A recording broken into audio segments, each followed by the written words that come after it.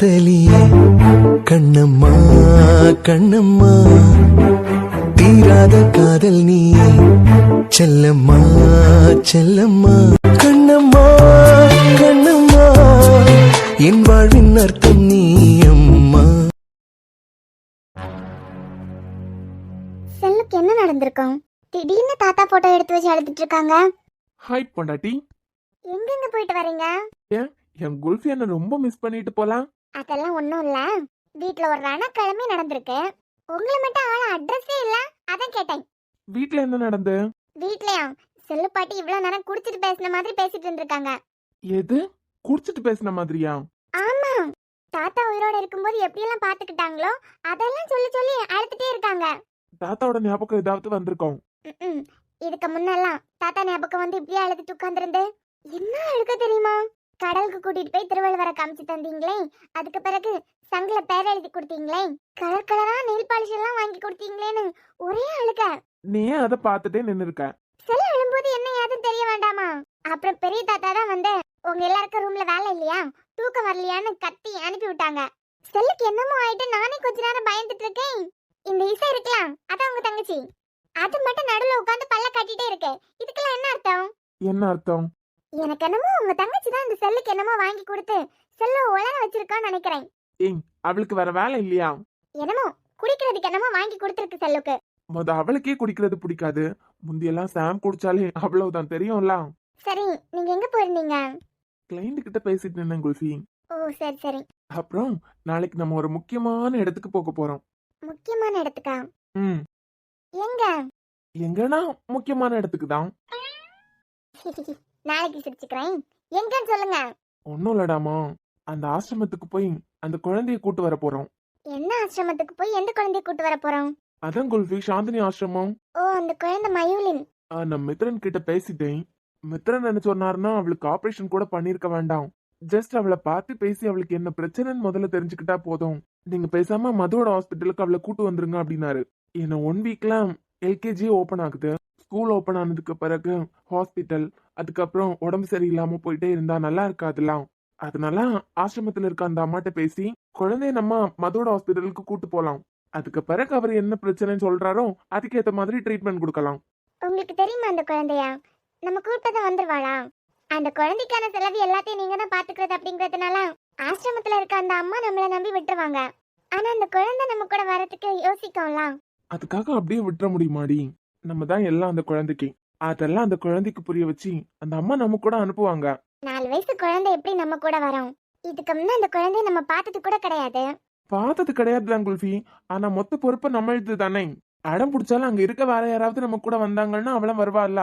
இப்பதான் ஒரு ஆபரேஷன் முடிஞ்சிருக்கு அப்படிங்கறீங்க, அப்புறமா அவ மயக்கம் போட்டு விழுறானா என்ன அர்த்தம்? ஏதாவது இருக்கும் குல்ஃபி. நீங்க குழந்தைங்களுக்கு ஸ்கூலுக்கு தேவையான காசெல்லாம் அனுப்பிட்டீங்க தானே? ஆமா. ஒருவேளை அவ ஆசைப்படுற மாதிரி பெரிய ஸ்கூலுக்கு அனுப்பாம இருக்காங்களோ, அத நினைச்சு யோசிச்சு இந்த மாதிரி ஆகுதோ என்னமோ. அதெல்லாம் இருக்காது. நம்ம பாத்துட்டு இருக்க குழந்தைங்க என்ன படிக்க ஆசைப்பட்டாலும் நமக்கு தகவல் மட்டும் கொடுத்தா போதும், நம்மளே அதை பார்த்துப்போமே.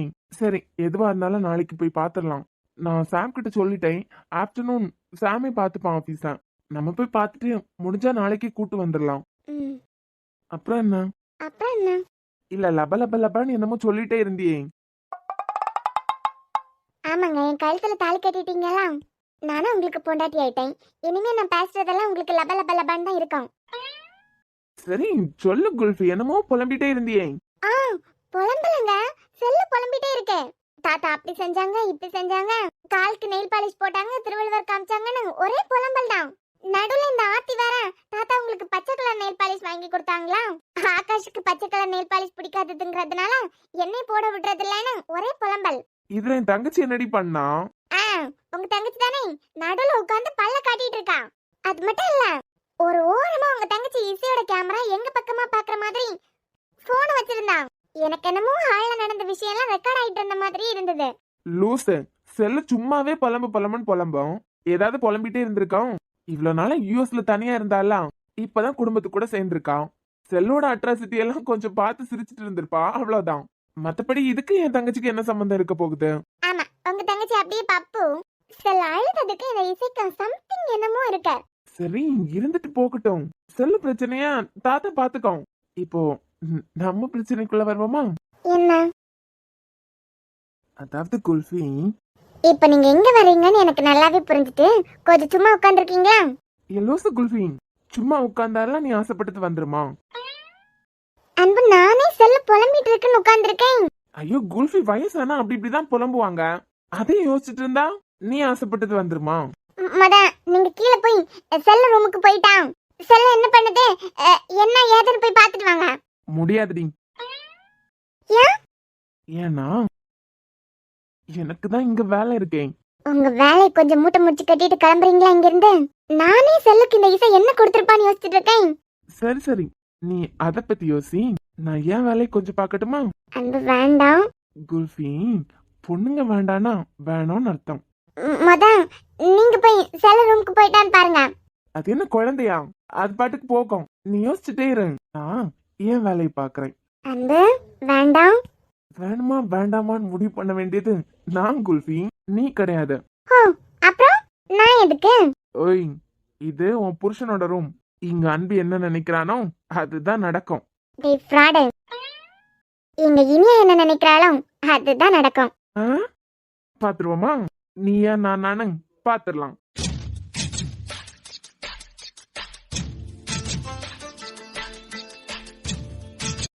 அன்பு விளையாடாதுங்க, எல்லாரையும் கூப்பிட்டுவேன். லூசு, விடுங்க. குல்ஃபி, ஏன்? நீ சத்தம் போட்டாலும் கத்துனாலும் இந்த அன்பு நினைச்சாதான் வெளியே இருக்கவங்க உள்ள வர முடியும். நீ வேணா நான் வேணா கத்தி பாராய். தங்கட தின்ன கதின்ன த தின்ன கதின்ன தங்கட தின்ன கதின்ன த தின்ன கதின்ன தங்கட தின்ன. அன்பு, என்னை பத்தி உங்களுக்கு நல்லாவே தெரியும். நான் கத்துனாலும் கத்துவேன். கத்தி தான் பாருங்க குல்ஃபி. உன் புருஷன் நான் நினைச்சாதான் இந்த ரூமோட டோர் ஓபன் ஆகும். ட்ரை பண்றியா? அப்புறம் நீ கத்துனாலும் புருஷன் பொண்டாட்டி ரூம்குள்ள ஒரு பையன் எட்டி பார்க்க மாட்டான்.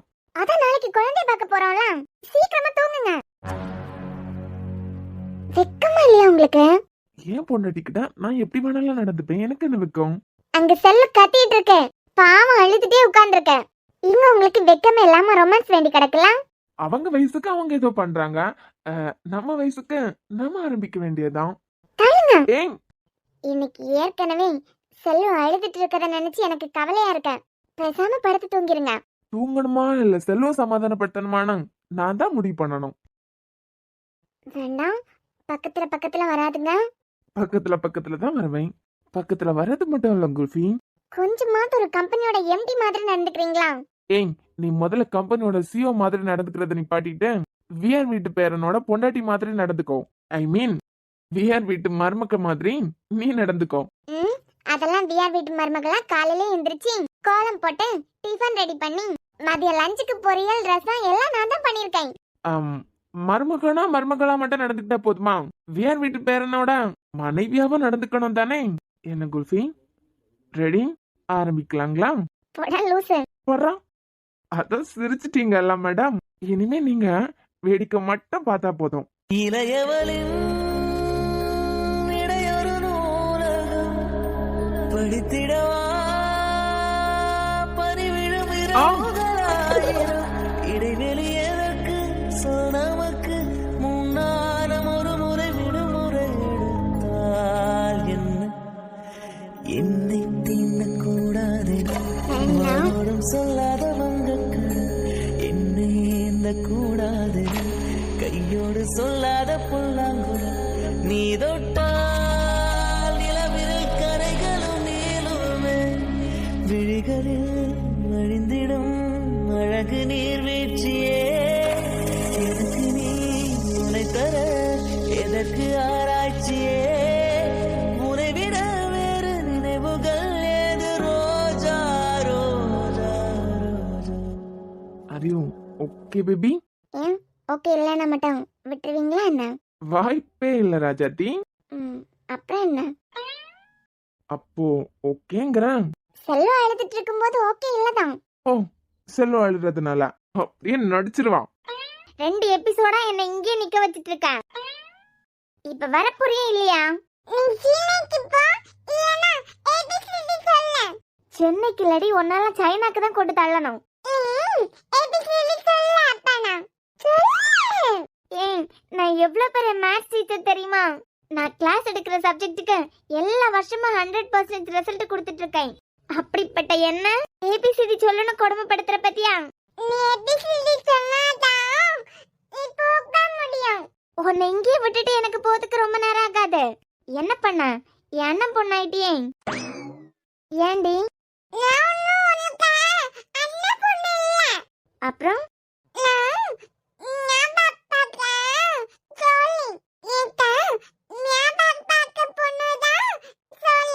அததானடி நானும் சொன்னேன் என் அண்ணன் பொண்ணுன்னு. ஆக எப்படி சுத்தினாலும் எனக்கு அண்ணன்னு நான் சொல்லக்கூடாது.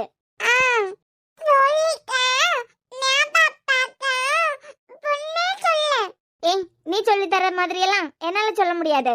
ஸ்னோலிக்கா மியாவை பார்க்க போனேன்னெல்லாம் என்னால சொல்ல முடியாது. நான் என் அண்ணன் பொண்ணுன்னு தான் சொல்லுவேன் உன்னை. 1000 தடவை சொல்ல வேண்டி. நீ அண்ணன் பொண்ணுதான், என் அண்ணன் பொண்ணுதான், என் அண்ணன் பொண்ணுதான். நீ இப்படி பார்த்ததா நீ அண்ணன் பொண்ணு இல்லைங்கிறதாயிருமா? அப்படிதான் சொல்லுவேன். நீ என்னோட அண்ணன் பொண்ணுதான்.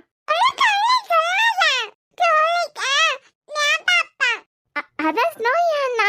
எப்படி பார்த்தாலும் நீ என்னோட அண்ணன் பொண்ணுதான். நான் சைனாக்கு போக மாட்டேன், சென்னைக்கு போக மாட்டேன்டி. இங்கே தான் இருப்பேன். நீ எனக்கு ஏபிசிடி சொல்லி தரியா? இரு, நான் உனக்கு மேத்ஸ் டேபிள் சொல்லி தரேன்.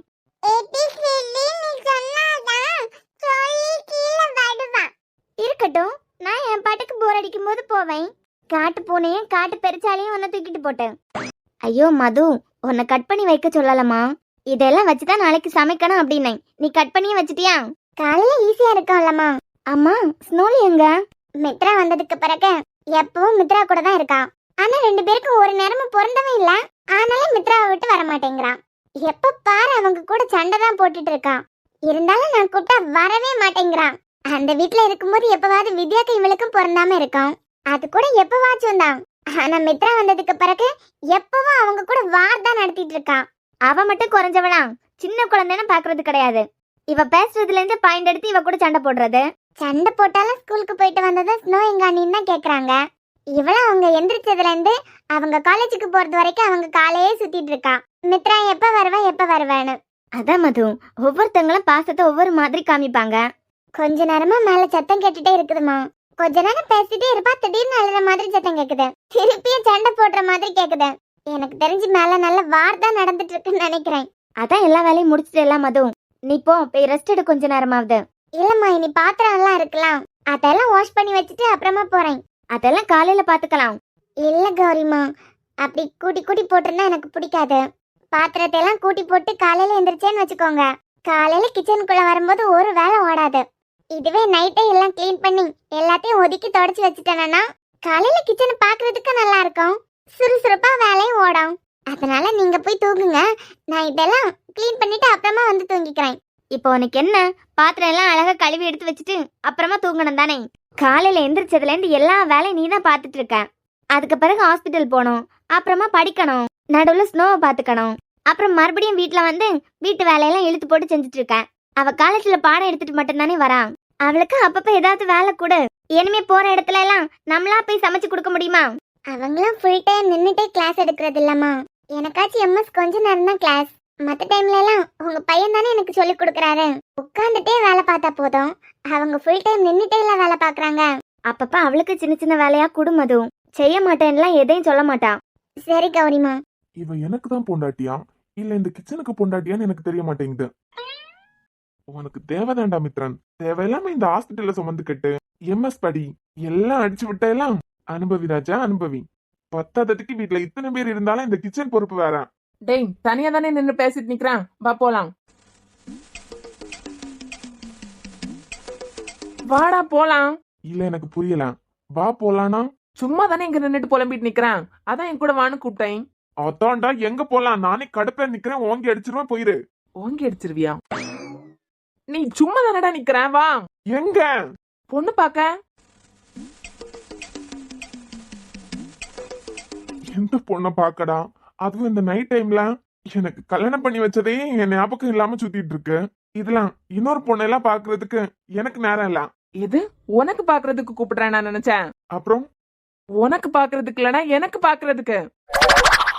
மவனா இருக்க கடுப்புல தம்பின்னு கூட பார்க்க மாட்டேன், போயிரு. ஏண்டா எனக்கு ஏதாவது ஒரு பிரச்சனைனா நீ தானே சிங்க மாதிரி களை இறங்கணும். இங்க பாடுறா, நானே கடுப்புல நிக்கிறேன், போயிரு. நீ ஏதோ ஒரு சோதனையில தான் நிக்கிறேன்னு எனக்கு தெரியுது. ஆமா, மேட்டர் என்ன? ம், உனக்கு சொன்னா மட்டும் புரியவா போகுது? என்னடா? நத்திங். கிளம்புறியா? நீ வா கூட. ஏண்டா இம்சை பண்றான்? என்ன? பொண்ணு பார்க்க வேண்டாம்? டேய், எனக்கு ஒன்னும் நீ இருக்கவளே என்ன கண்டுக்கிறது கிடையாது. அவளுக்கு என்ன கவனிக்கிறதுக்கே டைம் இல்ல. இதெல்லாம் இன்னொரு கல்யாணம் பண்ணிக்கிறதுக்கெல்லாம் எனக்கு விருப்பம் இல்ல. டேய், உனக்கு இல்ல எனக்கு. வா போய் பேசி முடிச்சிட்டு வந்துடலாம். யார? வித்யாவா? யாருக்கு? எனக்கு. ஏய், என்னைய வச்சு ஒன்னும் காமெடி கிமெடி பண்ணலையே. என்ன பாக்குறேன்? இல்ல, இந்த நைட்ல பொண்ணை பார்த்து பேசி முடிச்சிட்டு வந்துருவானா என்ன அர்த்தம்? பொண்ணை பார்த்து எனக்கு பேசி முடிச்சிட்டு வந்துருவோன்னு அர்த்தம். ஏண்டா, லவ் பண்றது நீ, பேசி முடிக்கிறது நானா? வீட்ல யாராவது பெரியவங்க வரணும்ல. இந்த நைட்ல நீ ஒன்னா கிழிக்க வேண்டாம், போய் தூங்கு. இங்க பாருங்க பாருங்க, தேவையில்லாம இடையில சென்னை வார்த்தை ஏதாவது உள்ள நுழைக்கலான்னு மட்டும் பாக்காதா. நாங்க பாக்குறதுதான்ப்பா வாத்தியார் வேலை. ஆனா பக்கா லோக்கல். தெரியுதுடா, இந்த நைட்ல பொண்ணு பார்க்க கூப்பிடுறேலாம், அப்பவே தெரிஞ்சிருச்சு நீ லோக்கல் தானு. அதான் தெரியுதுலாம். சரி வா போலாம். டேய் போயிரு, என் பிரச்சனை தெரியாம நீ விளையாடாதான். அதெல்லாம் உன் பொண்டாட்டி வேலையை முடிச்சிட்டு தான் வருவாங்க. நீ வா. என்ன என்ன என்ன என்ன பிரச்சனை உனக்கு? டேய், அவ பயப்படுறாடா. எவா? அதான் என் ஆளு வித்யா. எப்படா கன்ஃபார்ம் பண்ணா? அதான் சொன்னனே, அவளுக்கு என்ன பிடிச்சிருக்கு, எனக்கு அவளை பிடிச்சிருக்குங்கிற மாதிரி தான் இருக்கு அப்படின்னு. அத கன்ஃபார்ம் பண்ணாம தானே இழுத்துட்டு இருந்தேன். இந்த அனாமிகா தானே உன் பின்னாடி சுத்திட்டு இருந்து. சீச்சி, அதை தூக்கி குப்பையில போடு. நான் வித்யாவை தான் லவ் பண்றேன். டேய், நான் டாக்டருக்கு படிச்சேன்டா. நான் லவ் பண்ண பொண்ணையே பல வருஷம் தாண்டி தான் கல்யாணம் பண்ணிருக்கேன். ஆனா நீ ஒரு வாத்தியார், உன் பின்னாடி உன் எக்ஸன் ஒண்ணு, இப்ப இந்த வித்யா ஒண்ணு. இன்னும் காலேஜ்ல எத்தனை நாள் சுத்திட்டு கிடக்குன்னு தெரியலையே. ஒரு டாக்டர் என் பின்னாடியே ஒரு பொண்ணு சுத்துனது கிடையாது. அதெல்லாம் சுத்தி இருக்கா. உனக்கு மது தவிர வேற ஏதாவது தெரியுமா? இப்ப என்னடா? டேய், அவ பயப்படுறாடா. அதுக்கு அதான் அவ அண்ணன் கிட்ட போய் ஆதியும் வித்யாவை லவ் பண்றாங்க அப்படின்னு பேசி முடிச்சிட்டு வந்துருவோம். இங்க பாரு, ஒரு ஹெச்ஓடியா நாளைக்கு கிளாஸ் எடுக்கிறதுக்கு ஏதாவது ப்ரிப்பேர் பண்ணணும்னா போய் ப்ரிப்பேர் பண்ணு. எனக்குன்னு சில பொறுப்பெல்லாம் இருக்கு. நீ போய் உன் வேலையை பாரு, நான் ஏன் வேலையை பார்க்கணும். நீ இந்த நைட்ல என்ன வெட்டி வேலை பார்க்க போறேன்னு எனக்கு தெரியும். எது வெட்டி வேலையா? நீ வா போய் பேசிட்டு வந்துடலாம். அடிச்சேன்னு வச்சுக்கோ, பல்லெல்லாம் கலண்டுறான், போய் தூங்குடா. அப்போ அந்த வீட்டுக்கு போய் எப்ப பேசி முடிக்கிறது? அதுக்கு நல்ல ஒரு நேரம் காலம் வேண்டாமாடா? இங்க பாரு, பொண்ணு பாக்குறதுக்கு தாலி கட்டுறதுக்கெல்லாம் நேரம் காலம் பார்க்க கூடாது. அப்புறம் டேய், நேரம் காலம் எல்லாம் பார்த்து வர்றது காதல் கிடையாது. அதே மாதிரி நேரம் காலம் எல்லாம் பார்த்து கல்யாணம் பண்ணிக்கிறது கல்யாணமும் கிடையாது. இவனுங்களுக்கு காதல் வந்துச்சுன்னா கல்யாணம் ஆன நம்ம தலையை உருட்டுறானுங்களே போட்டு. இப்போ அவளுக்கு என்ன பிடிச்சிருக்கு? யாருக்கு? அந்த அனாமிகாக்கு தானே? அது கிடையாதுடா, வித்யாக்கு. சரி, ஓகே. அதே நேரத்துல அவளுக்கு அவ அண்ணன் முக்கியம். அவ யோசிக்கிறது சரிதானே? இந்த மது மட்டும் ஒழுங்கா ரூம்ல இருந்திருந்தாள்னா இப்ப இவனை பாத்துருக்க வேண்டிய தேவையே இருந்திருக்காது. ஸ்னோ வர கண்டிப்பா மித்திர பாத்திருப்பான். நாங்க எங்க வேலைய ஆரம்பிச்சிருக்கலாம். இவன் கிட்ட மாட்டிட்டு முடிக்க வேண்டியதே இருந்திருக்காது. என்ன? இல்ல நீ மேல சொல்லு. ஏன் தலையெழுத்து இதுவா இருந்தா யாரால மாத்த முடியும்? நான் எங்க விட்டேன்? அவ யோசிக்கிறதும் சரிதானே, அதுல விட்ட. ஆமாண்டா, அவ யோசிக்கிறதும் சரிதானே. ஏன்னா சின்ன வயசுல இருந்தே அவங்க அம்மா அப்பா கூட விட்டு போயிட்டாங்க. திவ்யாவையும் வித்யாவையும் நல்லபடியா பாத்துட்டு இருக்குது விஆர் ஃபேமிலி. அதுலயும் முழு பொறுப்பு அன்புக்கு தான் இருக்கு. அவருக்கு தெரியாம என் கூட பேசுறது பழகுறது வெளியே வர்றதெல்லாம் அவளுக்கு ஒரு மாதிரி இருக்கு. ஒரு மாதிரினா? அதான்டா, அண்ணனுக்கு தெரியாம நம்ம இப்படி எல்லாம் பண்றது அண்ணனோட கண்ணை குத்துற மாதிரி அப்படின்னு யோசிக்கிறான். அப்படி யோசிக்கிறான்னா உன்னை கழட்டி விட சொல்லு. எது கழட்டி விடவா? ஆமாண்டா, அண்ணனை பத்தி யோசிக்கிறானா உன்னை கழட்டி விட வேண்டியதானே. டேய், இந்த பஞ்ச் டைலாக் எல்லாம் பேசுற வேலையை வச்சுக்காத. இப்பவே போறான் அன்புகிட்ட. 2 பேருக்கும் பிடிச்சிருக்கு. ஆனா ஆனா அவ எம்எஸ்சி முடிச்சதுக்கு பிறகு கல்யாணத்தை வச்சுக்கலாம். எதுக்கு? அது வரைக்கும் நீங்க 2 பேரும் லவ் பண்றதுக்கா? அது ஒரு ஓரமா இருந்துட்டு போனாலும் படிக்கணும்ல அவன். கேவலமா இருக்கு. இப்ப வர போறியா இல்லையா? நல்லா தானடா இருந்த, திடீர்னு பைத்தியம் புடிச்சிட்டு. இதுல என்ன இருக்கு? எனக்கு அவளை பிடிச்சிருக்கு, ஒரு அண்ணனா வந்து பேசுன்னு சொல்றதுல என்ன தப்பு? அது தப்பு இல்லடா வெண்ண. இந்த நேரத்துல கல்யாணம் ஆனவங்க ரூம தட்டி உங்க தங்கச்சி எனக்கு. உனக்கு இல்ல எனக்கு. இந்த டங்கு வரேன். அதான்டா, உங்க தங்கச்சி என் தம்பிக்கு கொடுத்துருங்கன்னு சொல்றது கரெக்டா இருக்கான்னு நினைக்கிறியா? அவ தங்கச்சி வாழ்க்கைய நினைச்சு அவருக்கும் பொறுப்பு இருக்கலாம். அந்த பொறுப்பை பத்தி நீ யோசிக்காத, போய் தூங்க. டேய் இன்னைக்கு நைட்டே பேசிட்டா நல்லா இருக்கேன்டா. இவன் இந்த நைட்டே புடிச்சு தொங்கிட்டு இருக்கானா? என்னமோ இதுக்குள்ள ஒரு உள்குத்து இருக்கேன். ஆமா, இது நைட்டு புடிச்சு எதுக்கு தொங்குறேன்னு நான் தெரிஞ்சுக்கலாமா? ம், பரவாயில்ல, சொல்லு. ஏதோ பிளான் போட்டிருக்கலாம், அது சொல்லு. இல்ல வேண்டாம். பரவாயில்ல, அண்ணன் தானே, சொல்லு. அது ஒன்றும் இல்ல, நாங்க 2 பேரும் நாளைக்கு ஷாப்பிங் போலான்னு இருக்கோம். சரி போங்க. அதுக்கு இந்த நைட்ல போய் பேசிட்டு வர்றதுக்கு என்னடா சம்மந்தம்? இல்லடா, நாளைக்கு நாங்க வெளியே போகும்போது அண்ணனுக்கு தெரிஞ்சா வருத்தப்படுவான். அண்ணனுக்கு தெரியாம நான் இது வரைக்கும் எதுவும் பண்ணதில்லைன்னு கண்டிப்பா புலம்பிட்டே தான் வரான். அது இதான் மாட்றா. அதுக்கு இன்னைக்கு நைட்ல நீ போய் பேசி முடிச்சிட்டியானா நாங்க நாளைக்கு கொஞ்சம் ஃப்ரீயா ஷாப்பிங் போவோம்லாம். ஆக நீ இப்ப ஷாப்பிங் போறதுக்காக அந்த பொண்ணு வீட்டுல போய் நான் பேசணும், அப்படித்தானே? அதுவும் இப்ப ரீசெண்டா தான் அவருக்கு கல்யாணம் நடந்திருக்கு. அவர் பெட்ரூமை தட்டி உங்க தங்கச்சி என் தம்பிக்கு கொடுப்பீங்களான்னு கேட்டுட்டு வரணும், அப்படித்தானே? இதுல என்ன இருக்கு? இதுல என்ன இருக்கா? ஒரு தடவையாவது கல்யாணம் ஆயிருந்தா தானடா எங்க ஃபீலிங் உங்களுக்கு எல்லாம் புரியும். இப்பவாது என் ஃபீலிங் உனக்கு புரியுதா? நாளைக்கு அவ ஃபீல் பண்ணாம உன் கூட ஷாப்பிங் வரணும். அதுக்காக அந்த மனுஷனை இப்ப தொந்தரவு பண்ணணும்னு நினைக்கிற பத்தியா? அங்க நிக்கிறீங்கடா நீங்க எல்லாம். பொண்ணு பாக்கணும்னு கூப்பிடுறனே அப்படி சொல்லிட்டு நல்ல ட்ரெஸ் எல்லாம் போடணும்னு நீ கவலைப்படாத, இதுவே போதும். மொப்பனா ஓங்கி ஒண்ணு விட்டேன்னு வச்சுக்கோ, பல்லெல்லாம் கலண்டுறான், போய் தூங்குறான். அப்ப நாளைக்கு ஷாப்பிங். மித்ரன், இவனை இப்ப அனுப்பணும்னா இவன் பாஷையிலே இப்ப இவனுக்கு பதில் சொன்னாதான் புரியும். சொல்லுடா. அதாவது அதி, இப்போ முக்கிய வருஷமா அவளை லவ் பண்ணியிருந்தாலும் எங்க கல்யாணம் 2 வீடும் சம்மதிச்சு அப்படிதான் கல்யாணம் பண்ணிக்கிட்டோம். நடுவுல இந்த டேட்டிங் மீட்டிங் இது எதுவுமே இல்ல. அதனாலயே லைஃப் ஒரு சுவாரஸ்யமே இல்லாம போயிட்டு இருக்கோம். அப்படியா? ஆமா, பின்ன உனக்கு டைம் இருக்கு, நீ தாராளமா லவ் பண்ணு. என் தம்பி நீ லிமிட்டை கிராஸ் பண்ண மாட்டேன்னு உன் மேல எனக்கு நம்பிக்கை இருக்கு. அதே மாதிரி அன்பு தங்கச்சி மேல எனக்கு நம்பிக்கை இருக்கு. எப்ப பேசணுமோ அப்ப எனக்கு தெரியும், அப்ப பேசிக்கிறேன். வீட்டுக்கு தெரியாம லவ் பண்றது வெளியே போறதெல்லாம் சரியான கிக்கடா. அப்படிங்கிறான். அப்பாடா, நம்பிட்டான். ஆமாடா, நீ தாராளமா கூட்டு போ. நான் அன்பு கிட்ட பேசாட்டெல்லாம் தாத்தா கிட்ட பேசுறேன். நீ சீரியஸா தானே இருக்க? இல்லடா, நார்மலா தான் இருக்கேன். எது? இல்ல சீரியஸா இருந்தா இப்போ ஹாஸ்பிட்டல் ஏதாவது கூட்டு போயிருவியே. லவ் பண்ண மாட்டோம், எப்படி இந்த மாதிரி எல்லாம் மொக்கு ஜோக்கு வருதுன்னு தெரியலையே இவனுங்களுக்கு. ஐ மீன் அந்த பொண்ணை சீரியஸா தானே லவ் பண்றேன்.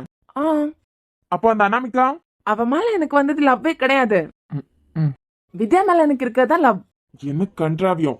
நீ இப்ப போய் உன் வேலையை பாரு, எப்ப பேசணுமோ அப்ப பேசிக்கிறேன். அப்புறம் அதையும் என்ன, நாளைக்கு தரகர் வீட்டுக்கு வரதா சொல்லியிருக்காரு. ஓ போட்டோ அனுப்பிட்டாரா? இல்ல போன் பண்ணும்போது டீடைல் மட்டும் சொன்னாரு.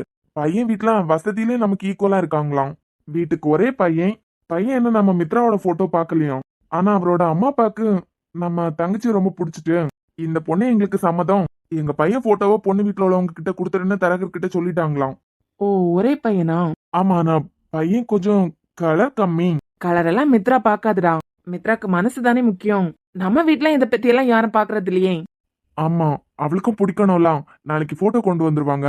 மேபி போட்டோ அவளுக்கு பிடிச்சிட்டுனா அப்புறம் பையனை பத்தி நம்ம விசாரிக்கணும். அதெல்லாம் பண்ணிரலாம். நாளைக்கு போட்டோ கொண்டு வந்ததான் முத பாத்துடலாம், அதுக்கப்புறம் மத்த விஷயங்கள் எல்லாம் பேசலாம். சரி. டேய், மித்ரா விஷயம் இருக்கட்டும், என் வித்யா விஷயத்தை கைவிட்டுறாதடா. நீ மட்டும் அன்புக்கிட்ட என் தம்பிக்குன்னு நீ கேட்டீன்னா போதும், அவர் ஓகே சொல்லிருவாரு. சரி, பேசுறேன், போய் தூங்க. உன்னை நம்பிதான்டா இருக்கேன். போய் தூங்க. Okay okay, good night. Good night, போ. ஷபா, இவன் எப்பல இருந்து இப்படி மாறினான்னு தெரியலையே. இவ வேற இந்த கிச்சன் பொறுப்பை விட்டு வரமாட்டா போல இருக்கு. மித்ரன், இனியும் பொறுத்தா வேலைக்கே ஆக்காது, உன் வேலையை நீ ஆரம்பிச்சிரு. அப்போ நாளைக்கு வெஜிடபிள் பிரியாணி பண்ணிடலாம். மித்ரன் அதுக்கு கொஞ்ச நேரமா குட்டி போட்டு போன மாதிரி அங்கே எங்கேயுமா சுத்திட்டு இருக்கான். அப்புறம் காயெல்லாம் கட் பண்ணிட்டேன். வேற என்ன வேலை இருக்கும்? சரி மது, என்னம்மா? இந்த பாத்திரங்களை தானே க்ளீன் பண்ணி வைக்கணும், நானே வைக்கிறேன். ஸ்னோ அழுற மாதிரி கேக்குது பாரு, நீ உன் ரூமுக்கு போ.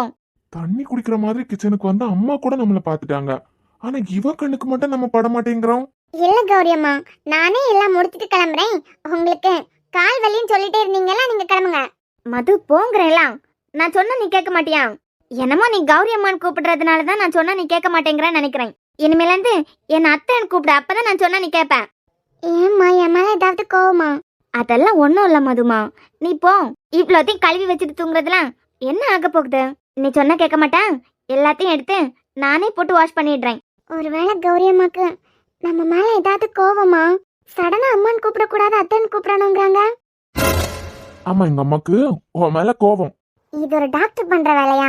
ஓய், டாக்டர் பொண்டாட்டி நான் உன்னை கல்யாணம் பண்ணிருக்கனா இல்ல இந்த கிச்சன் உன்னை கல்யாணம் பண்ணிருக்கா? ஓயாம இந்த கிச்சனே கட்டிட்டு அழுதுட்டு இருக்கா? அம்மா உங்க அம்மாக்கு என் மேல என்ன கோவம்? நீ எப்ப பாரு அவங்களுக்கு மகளாவே நடந்துட்டு இருக்க. அவங்களுக்கு மருமகளா நடந்துக்கலாம், அதான் கோவம் நினைக்கிறேன். மருமகளாவா? அப்படித்தானே எல்லா வேலையும் நானே செஞ்சுட்டு இருக்கேன். மது, கிச்சன் பொறுப்பையும் தாண்டி இருக்கோம்ல. கிச்சன் பொறுப்பை தாண்டி என்ன? கிச்சன் பொறுப்பை தாண்டி ஏதாவது இருக்கும், யோசி. உங்களுக்கு வேற வேலையே இல்லையா? அது எப்படிடி? காலங்காலமா புருஷன் கிட்ட இதே கேள்வி கேட்டுட்டே இருக்கீங்க. அந்த கால தமிழ் படத்துல இருந்து இந்த கால தமிழ் சீரியல்ஸ் வரைக்கும் இதுதான் நடக்குது. உங்களுக்கு வர வேலையே இல்லையா, உங்களுக்கு வர வேலையே இல்லையா அப்படின்னு. சரி சரி கையெடுங்க. Never. மித்ரன், கௌரி அம்மா இங்கதான் நிக்கிறாங்க. அதெல்லாம் அம்மா வர மாட்டாங்க, நான் பாத்துக்கலாம். என்ன பாத்துக்க போறீங்க? எல்லாம் பாத்துக்கலாம். நீ வா, நம்ம போலாம். எங்க? மொட்டை மாடிக்கு. எதுக்கு? சும்மா மனசு விட்டு பேசலாம் தான். லூசு புருஷா, நீங்க மனசு விட்டு பேசுறதுக்கு நானும் உங்க லவ்வரா? நான் நீங்க தாலி கட்டின உங்க பொண்டாட்டி. ஏய், லவர் கிட்ட மட்டும்தான் மனசு விட்டு பேசணும்னு இருக்கான், ஒய்ஃப் கிட்ட கூட மனசு விட்டு பேசலாம் இல்லடி. அதுக்கு உங்களுக்கு மொட்டை மாடி தான் கிடைச்சா? நிலாவை பார்த்து பேசினா நல்லா இருக்கும்ல.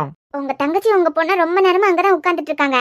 இவ்வளவு நேரம் எல்லாம் அங்கேயே இருக்க போறான். அவ சத்தம் கீழே கேட்ட மாதிரி இருந்தது. அப்பவே ஸ்னோ கூட்டி கீழே வந்திருப்பா. நம்ம கொஞ்ச நேரம் உட்காந்து பேசிட்டு வந்துடலாம். எதுக்கு? அதான்டி, நிலாவை பார்த்து மனசு விட்டு பேசிட்டு வரலாம். ஓ, நிலாவை பார்த்து மனசு விட்டு பேசுறதுக்கு நம்ம லவ்வா பண்றோம். ஏய், கல்யாணம் ஆனா மட்டும் இல்ல, நமக்கு வயசாகி நீ கிழவியே ஆனாலும் உன் மேல உள்ள காதல் அப்படியேதான் இருக்கும். டயலாக்லாம் நல்லா தான் இருக்கு. But I am so sorry, எனக்கு நிறைய வேலை இருக்கு. கொஞ்சம் எடுத்து காலி பண்றீங்களா டாக்டர் மித்ரன்? டாக்டர் மதுமிதா வராம மித்ரன் எங்கே நகர மாட்டான். போலாமா டார்லிங்? என்ன கொஞ்சமா அறிவு இருக்கா? அதுவும் கிச்சன்ல வச்சு இறக்கி விடுங்க மித்ரன். முடியாது. நான் கூட்டு போற இடத்துக்கு நீ வந்தா மட்டும் போதும். இல்ல இல்ல, நானே உன்னை கூட்டு போறேன். மேல மாடியில தானே? ம். என்னை தூக்கிட்டு ஸ்டெப் ஏறதெல்லாம் ஓகே தான். மொபன கால் தட்டி ஏதாவது என்ன கீழே போடணும். அப்புறம் இருக்கு. ஹலோ, இந்த டாக்டர் என்ன நினைச்ச? ஒண்ணு மட்டும் இல்லடி, ஒன்னே ஸ்னோவையும் சேர்த்தே தூக்குவேன். வேணா பாக்குறியா?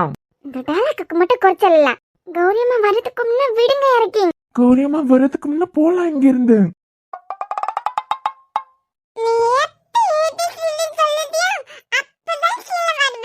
எனக்கு என்ன சாக்கை மூக்கை எல்லாம் இப்ப வருவான். ஒன்னு தூக்கிட்டு போட்டோம்.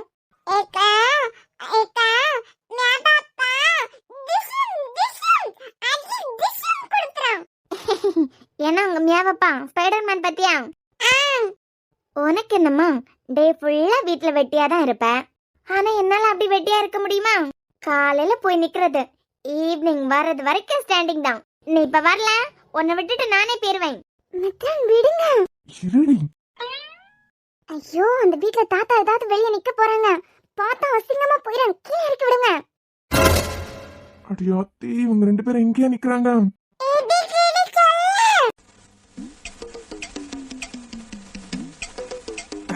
மித்ரா, நீ இங்கே நிக்கிற? நான் மட்டும் இல்லன்னு உன் பொண்ணு இங்கதான் இருக்கா.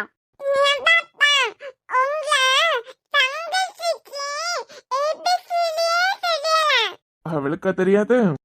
நீங்க பாத்துட்டீங்களா? நல்லா ஒண்ணும் பாக்கலாம். நீங்க ஒண்ணும் கவலைப்படாதுங்க. ஏஸ்னோ, நான் கீழே போறேன். அதான் உன் அம்மா அப்பா வந்துட்டாங்கல்ல. நீ அவங்க கூட இருக்கியா இல்ல என் கூட வரியா? என் கூட தான் சண்டை போடுறியடி.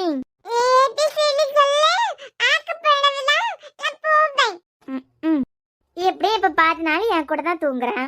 வா போலாம். இப்படி ஒரு அசிங்கத்தான் இந்த மாதிரி எங்கேயும் அனுபவிச்சதில்ல. சரிடி விடு, என் தங்கச்சியா நம்ம பொண்ணு தானே. உங்களுக்கு கொஞ்சம் மாத்து சூட் சரணை இருக்கா? மித்ரா என்ன நினைக்க நம்மள பத்தி? ஆமா, இப்ப என்ன தூக்கி இங்க கொண்டு வரதுக்கு காரணம் என்ன? சும்மா 4 வார்த்தை பேசிட்டு போலாம் அப்படின்னு தான். அதுக்கு ரூம்ல இடம் இல்லையா? மது, நான் ஒரு முடிவு எடுத்திருக்கேன். என்ன முடிவு? ஒன்னும் இல்லடா, உன் தலையில நிறைய பொறுப்பு தூக்கி வச்சுட்டனோன்னு எனக்கு கொஞ்சம் கில்ட்டியா இருக்கு.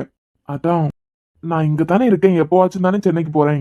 உனக்கு எப்போவாவது டைம் இருக்கும் போது மட்டும் ஹாஸ்பிட்டல்ல பாத்துக்கோ. மத்தபடி நான் இருக்கேன், டாக்டர் இருக்காரு.